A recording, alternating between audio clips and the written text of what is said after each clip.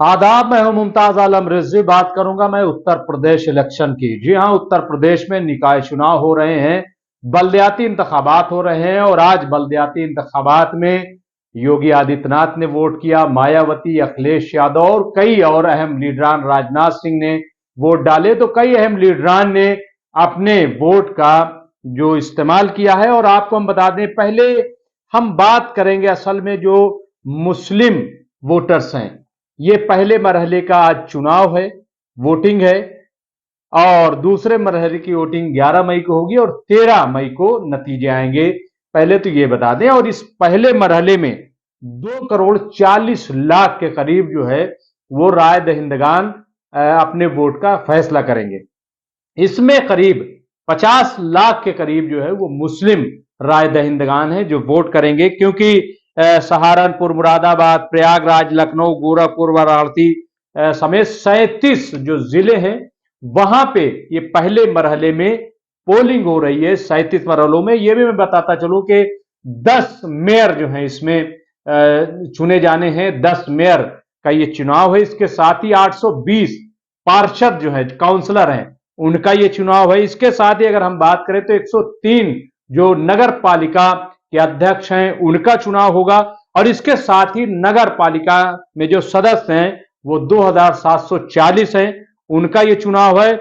इसके साथ ही 275 नगर पंचायत के जो चेयरमैन हैं वो चुने जाएंगे और नगर पंचायत में जो सदस्य हैं वो उनकी तादाद है 3645।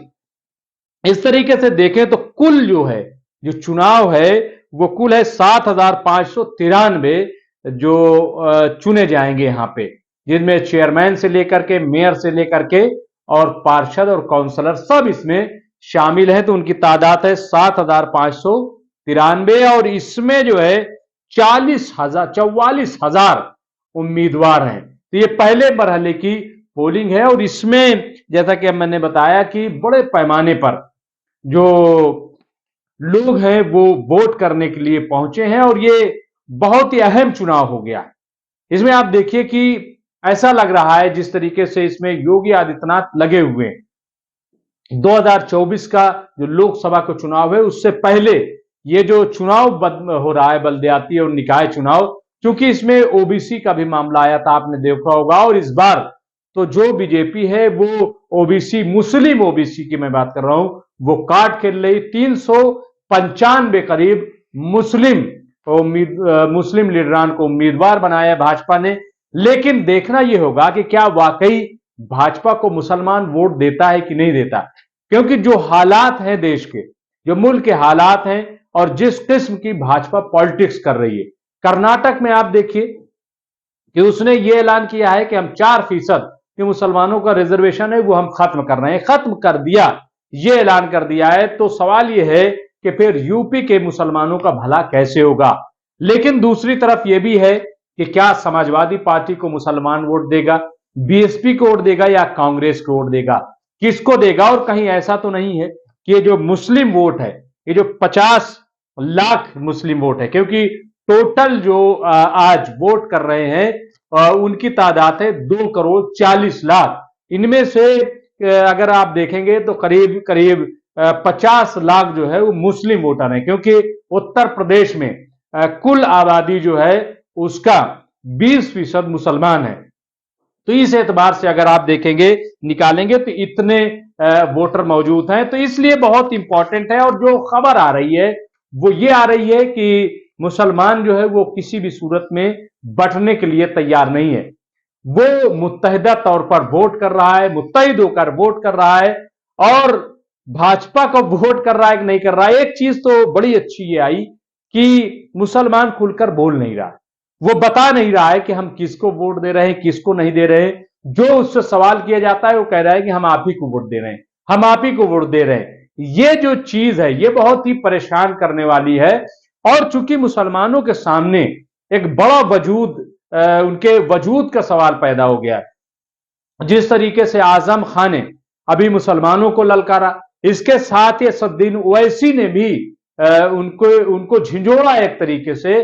तो यह भी देखने वाली बात है कि मुसलमान क्या अपने अपने घरों से वोट करने के लिए निकले हैं या नहीं निकले हैं। खबर यही आ रही है कि बहुत बड़े पैमाने पर वो निकल के आ रहे हैं। दूसरा ये कि ये सही है कि मुसलमान भले ही कुछ बने न बने, हालांकि मायावती ने जो 17 मेयर के उम्मीदवार खड़े किए उनमें से 11 जो है वो मुसलमानों को टिकट दिया है। उन्होंने इस बार ठाकुर और ब्राह्मण को साइड लाइन कर दिया है और दलित और मुसलमानों को यकजा कर दिया है, एक प्लेटफॉर्म पर ला करके खड़ी कर दिया है।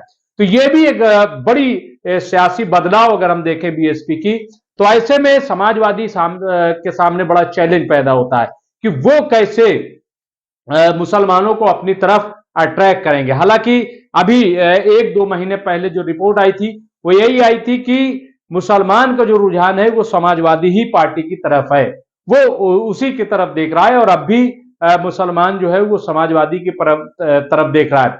असल में विडंबना ये है, मुश्किल ये है कि किस तरफ जाए, क्या करे, किस पर उम्मीद जाहिर करे, और ये जो चुनाव है उसका क्या। तो बहरहाल ये कोई ऐसा बहुत भारी चुनाव तो नहीं है, लेकिन यह जरूर देखने वाला चुनाव होगा कि मुसलमानों का रुझान क्या है। इसमें यह भी साफ हो जाएगा वो किसके साथ है।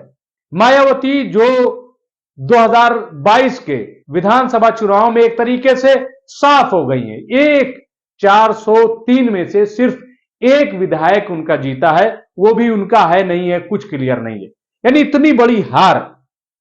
और ऐसे में अगर वो मुसलमानों को टिकट दे रही, मुसलमानों को साथ ले रही हैं और मुसलमान उनके साथ जुड़ते हैं कि नहीं जुड़ते, इसका अंदाजा 13 मई को जब नतीजे आएंगे तभी पता चलेगा। उससे पहले शायद इसका पता लगाना मुश्किल है।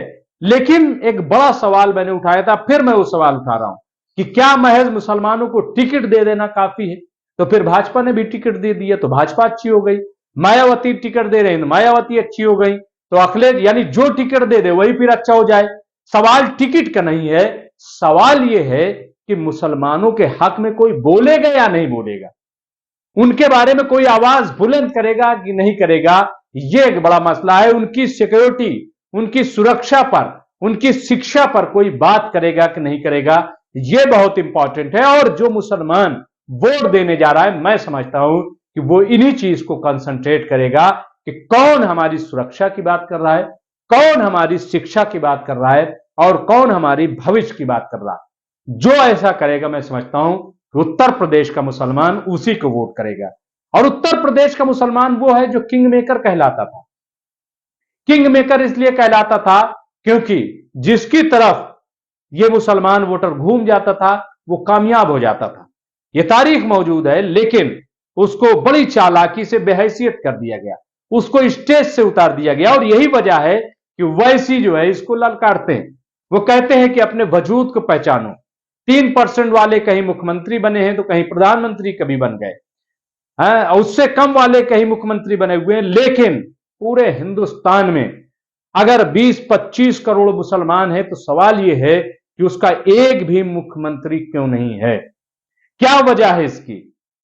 कहां पे चूक हो रही, कहां पे कमी हो रही है? हालांकि सेकुलरिज्म को मुसलमानों ने हमेशा सपोर्ट किया, किसी मुसलमान को अपना लीडर नहीं माना। कभी मायावती रही, कभी मुलायम सिंह रहे, कभी लालू यादव रहे, कभी नीतीश कुमार रहे और कभी कोई रहा, लेकिन इसके बावजूद निशाना मुसलमान रहा। बड़े सवाल खड़े हैं, तो उन तमाम सवालों का जवाब भी शायद इस बार के इस निकाय चुनाव से मिले। देखना है कि होता क्या है। शुक्रिया।